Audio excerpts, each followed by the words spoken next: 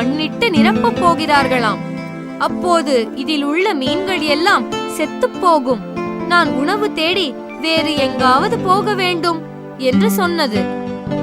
நண்டு உடனே இந்த விஷயத்தை மீன் நண்பர்களிடம் சொல்லியது. இதை கேட்டு பயந்த மீன்கள் கொக்கிடம் தங்களுக்கு உதவுமாறு கேட்டுக்கொண்டன. தன் எண்ணம் பலித்ததென்று கொக்கு மகிழ்ந்தது. கொக்கு மீன்களிடம், உங்களை காப்பாற்ற ஒரு வழி உள்ளது.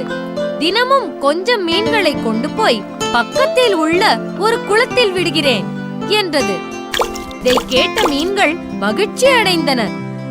அப்படி ஒவ்வொரு நாளும் கொக்கு குளத்திற்கு வந்து தன் அலகில் சிறிது மீன்களை கொத்திக்கொண்டு பறந்தது.